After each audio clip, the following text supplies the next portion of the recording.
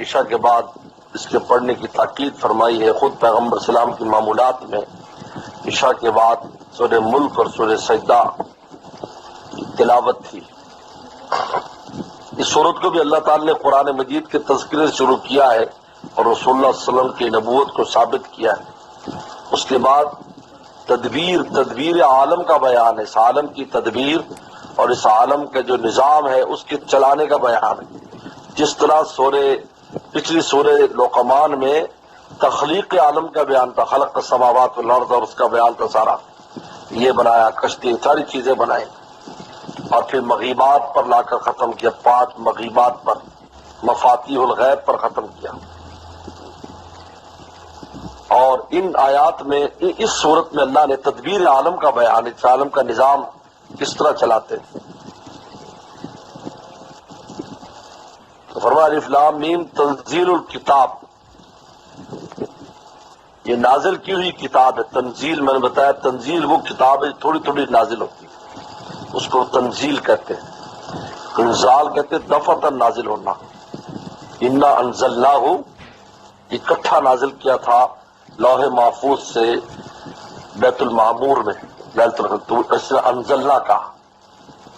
اور یہ تھوڑی تھوڑی نازل تنزیل الکتاب، یہ وہ کتاب نازل کردہ ہے. لا ریب فیہ، اس میں کوئی شک نہیں ہے. کس کی طرف سے؟ من رب العالمین، پورے جہان کے صاحب کی طرف سے، پورے جہان کے رب کی طرف سے یہ کتاب. یہ دیکھو ہے کس کی طرف سے؟ پورا عالم جس کی تربیت میں ہے اس کی کتاب ہے. لا ریب، کیا انداز ہے اللہ تعالیٰ کا اس کتاب کی عظمت کو بیان کر لے. علم یقینی، قرآن مجید علم یقینی ہے، جس کے الفاظ زیر و زبر، جس کا انداز تلاوت، جس کے معانی سب محفوظ ہیں. یہ بات زیر و زبر اور پڑھنے کا انداز بھی محفوظ ہے. اس لفظ کو کیسے پڑھنا ہے؟ میں الف لام کی بج میں علم پڑھتا ہے، اس کو علم لکھا ہوا ہے. الف لام میم پڑھ رہا ہوں، یہ پڑھنے کا انداز بھی اس میں. اب قرآن کی تذکرے بعد اور رسول اللہ کی نبوت کو ثابت کرتے. ام یقولون افترا، کہ یہ لوگ کہتے ہیں کہ اپنی طرف سے بنا کر لے آیا. یہ کہتے جی لے کر بنا لی، خود بنا لی. بل هو الحق من ربک، بلکہ حق اور سچ ہے تیرے رب کی طرف سے. لتنذر قوما، تاکہ آپ ڈرائیں اس قوم کو، ما اتاہم من نذیر من قبلک، جن کے پاس آپ سے پہلے ڈرانے والا نہیں آیا. ان عربوں کے پاس آپ سے پہلے نبی نہیں آئے. حاتم علیہ السلام کے جو پیغمبر آئے ہیں اولاد میں، وہ بنی اسحاق میں آئے. ان کے چچا زاد اولاد میں آئے، ان میں نہیں آئے. اسماعیل صلی اللہ علیہ وسلم کے بعد کوئی نہیں آیا. اور وہ زمانہ کب ہے؟ اسماعیل صلی اللہ علیہ وسلم اور اسحاق السلام دونوں بھائی ہیں، اور اسحاق صلی اللہ علیہ وسلم کی لڑی میں پھر لاکھوں پیغمبر، ہزاروں پیغمبر ہیں، ہزاروں پیغمبر ان کی لڑی میں. یعقوب السلام، سلیمان السلام، داؤد السلام، موسیٰ السلام، عیسیٰ علیہ السلام، شعیب السلام، یہ سارے کے سارے حضرت اسحاق کے اس میں چلے جاتے ہیں. اور یہاں ان کے پاس کوئی نبی ہے. آپ پہلے آئے نذیر، اس لیے کو تعجب ہو رہا ہے کیا ہے. اس لیے ہرقل نے پوچھا تھا پہلے کوئی نبی آیا تو نہیں ہے تم میں، اور انہوں نے کسی نے نبوت کا دعویٰ کیا ہو، تاکہ میں سمجھوں کہ انہوں نے بھی اس سے بات لے لی. اس لیے آپ سے پہلے آپ سے پہلے کسی نے نہ دعوی نبوت کیا آپ سے پہلے کہ جی میں نبی بن گیا ہوں. یہی علامت بنی ہرقل اور کوئی یقین کرنے کی. کہ میں سمجھتا اگر پہلے کسی نے دعوی نبوت کیا ہوتا عربوں میں تو سمجھتا بھی یہ بھی اسی کی بات کو لے رہا ہے، لیکن پہلے تو کبھی آیا ہی نہیں کوئی. اور یہ جب کہہ رہا ہے میں رسول ہوں، کا مطلب ہے کہ یہ اوپر سے وحی الہی کے تابع بات ہو رہی. ہاں بعد میں آپ نے فرمایا میرے بعد کذابون دجالون قیامت تک ایسے جھوٹے آتے رہے. جس طرح لفظ محمد آپ سے پہلے کسی کا نام نہیں رکھا گیا، محمد آپ سے پہلے کسی کا نام نہیں رکھا گیا، آپ کا پہلے نام رکھا گیا محمد. لہٰذا یہ اس بات نبوت ہے. لتنذر قوما، تاکہ آپ ڈرائیں. اس لیے کہ جب ایمان نہیں لائے تو نذیر ہوتا ہے پیغمبر، جب مومن بن جاتے تو بشیر ہو جاتا ہے. نذیر اور بشیر جو ہے تقسیم، نذیر کفار کے لیے، بشیر ایمان والوں کے لیے. تو ابھی چونکہ یہاں ابھی آپ نے جب دعوت دی تو سب کفار تھے تو نذیر فرمایا لعلہم یہتدون، تاکہ وہ ہدایت پکڑے. اب تدبیر عالم کا بیان کر رہے. اللہ الذی خلق السماوات والارض، اللہ وہ ہے جس نے آسمان زمین پیدا کیے، وما بینہم، جو اس کے درمیان ہے، فی ستۃ ایام، 6 دنوں میں، 6 دنوں میں پیدا کیے. یہ بتانے کے لیے کہ اس عالم کا مزاج تدریجی ہے، دفعتاً کا مزاج اس عالم کا نہیں ہے. آخرت میں چیزیں دفعتاً ہوں گی، یہاں تدریج ہے. اللہ نے 6 دن لگائے. 6 دن ذات الہی کی طاقت کے سامنے بہت بڑی مدت ہے. تو کن کہ فیکون ہو جائے. ثم استوى على العرش، اور پھر قرار پکڑا عرش پر. عرش پر قرار پکڑا. یاد رکھو عرش پر بیٹھنا مراد نہیں ہے جیسے بہت سے جو ہے وہ آج کل یہ سلفی اور غیر مقلد بھی مشبہ میں سے، یہ بھی مشبہ کہتے ہیں اللہ تعالیٰ عرش پر بیٹھے، قرار پکڑا ہوا ہے. شاید کا ظاہری، حالانکہ شاید کا ظاہری معنی مراد کسی کا مراد نہیں ہے کہ عرش پر قرار پکڑا، کیونکہ جہت لازم آتی ہے اللہ تعالیٰ کے لیے. تو اللہ تعالیٰ جہت سے پاک ہے. جسم لازم آتا ہے، بیٹھے گا تو کوئی جسم بھی ہوگا نا. پھر دوسری بات یہ ہے کہ جب عرش نہیں تھا تو اللہ تعالیٰ کہاں تھے ہیں؟ عرش تو مخلوق ہے.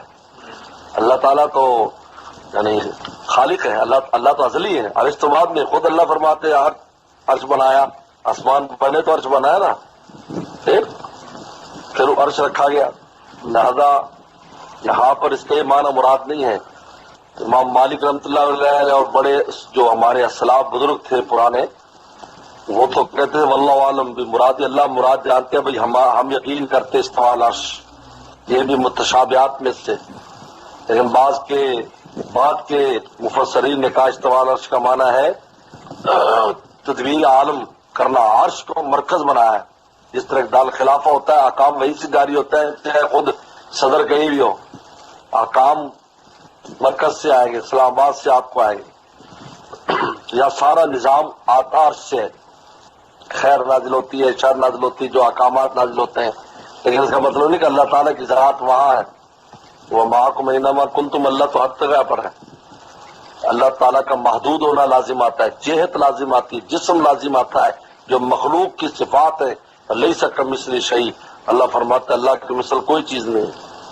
اور استوى علی العرش جو ہے یہ عرش پر قبضہ مراد ہے کہ عرش کو مرکز بنا کر اس کے اوپر قبضہ تسلط اللہ تعالیٰ کا ہے، وہ چلتا ہے، وہاں سارا نظام چلتا ہے.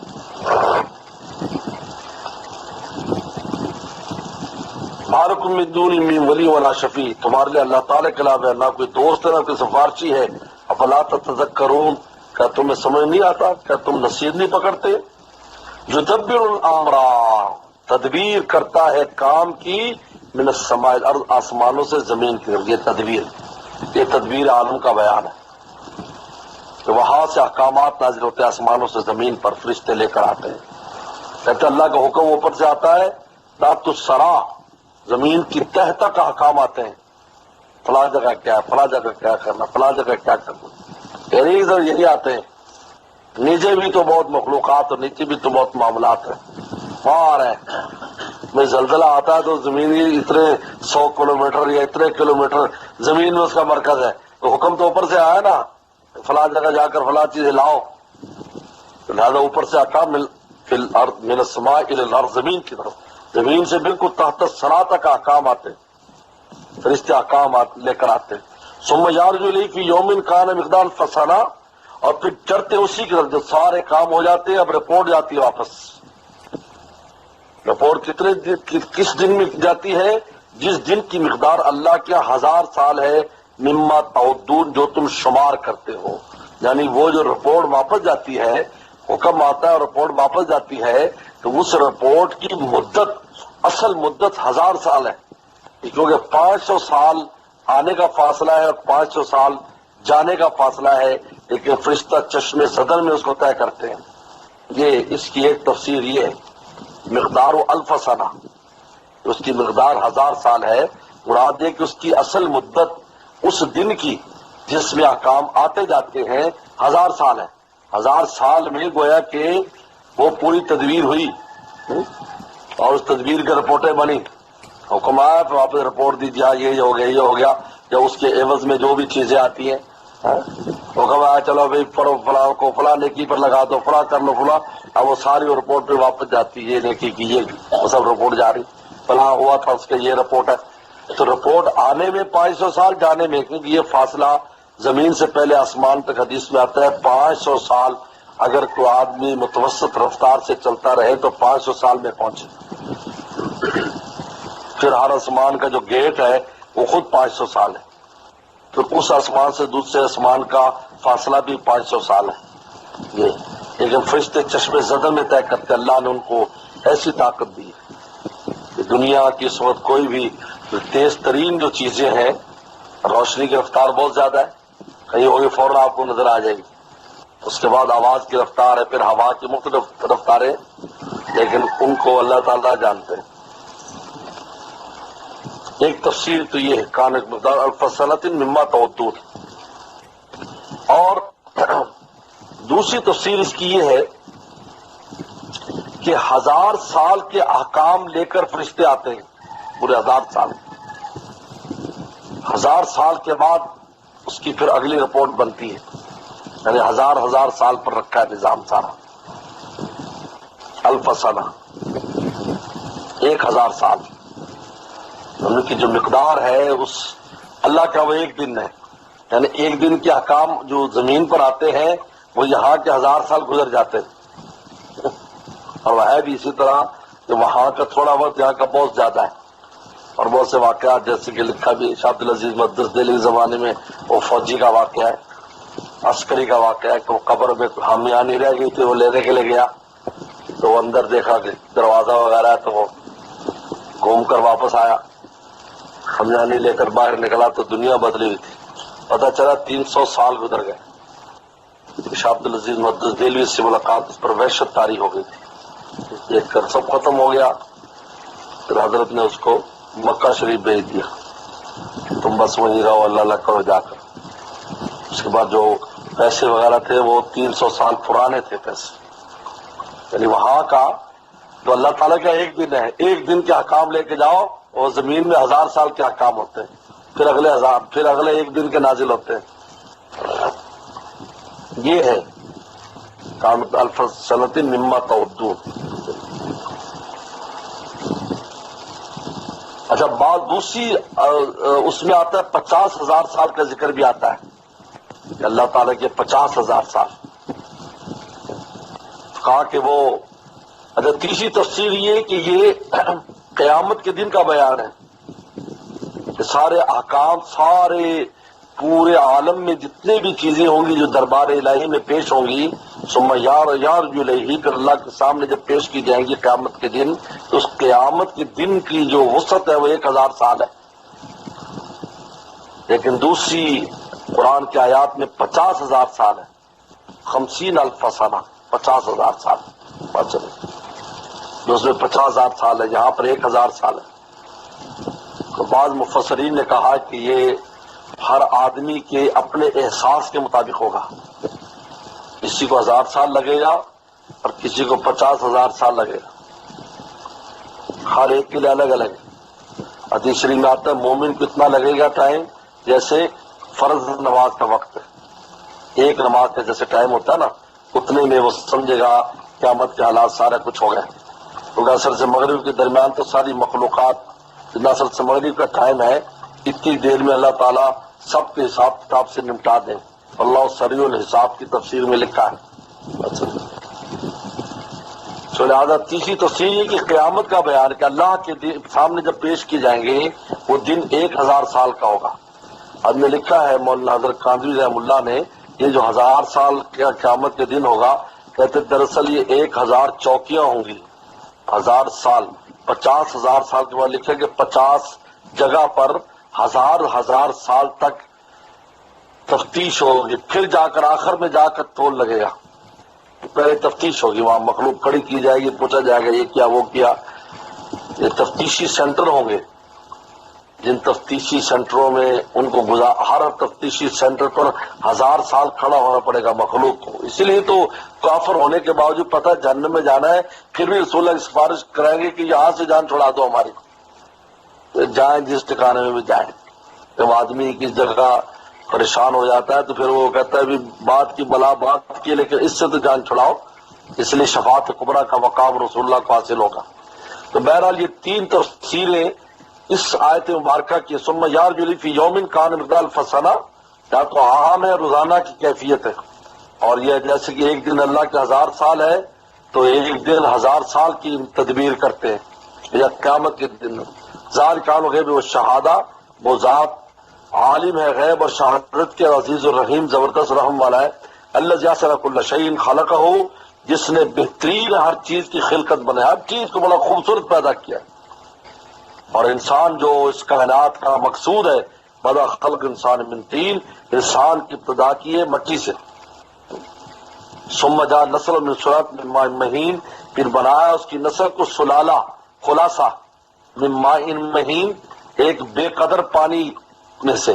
سلالہ کہتے خلاصہ، اس لیے کہ یہ جو نطفہ ہوتا ہے یہ پورے جسم کا خلاصہ ہوتا ہے آدمی کا، یاد رکھو، پورے جسم کا.